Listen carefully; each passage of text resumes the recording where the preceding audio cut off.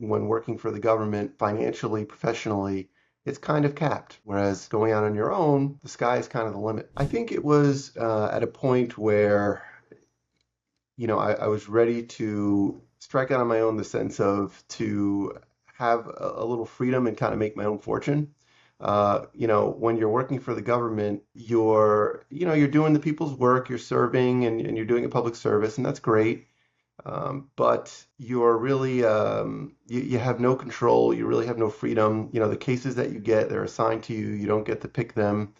And ultimately, a lot of your day-to-day decision making, even in a situation like myself where I had a lot of autonomy, considering I was a government employee, at, there are still layers of bureaucracy that you kind of have to go through to get certain things done, right? If you want to settle a case, if you want to, you may have recommendations um, that, get overturned, or you may you may have to fight against, the institutional forces with your clients, right? And at the time, I was representing, entire state agencies, which are pretty big, and they all have their own counsel.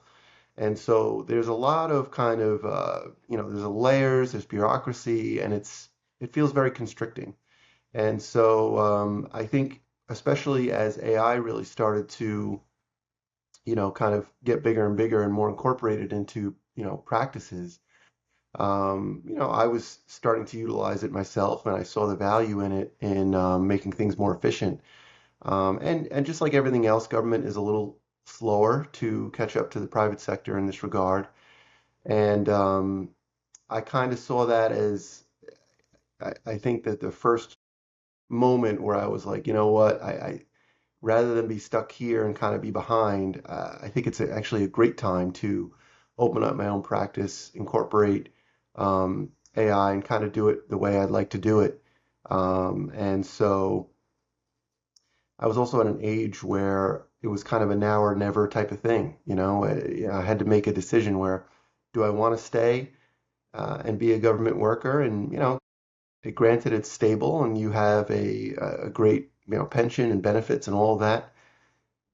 But, is that what you want to do, right? Do you want to stay there till you're 62, 65 and retire? And I feel like I was still at an age where I had the energy where I could actually go and try it, and figured, well, what's the worst that could happen? If I fail, I could either always come back to government or go in the private sector or whatever the case may be.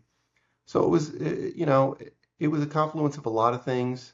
And yeah, I think in general, your ceiling when working for the government financially, professionally, it's kind of capped, right? Even if you become a supervisor or a deputy or whatever the case may be, you're still kind of capped financially. Whereas going out on your own, the sky is kind of the limit. So I do like that.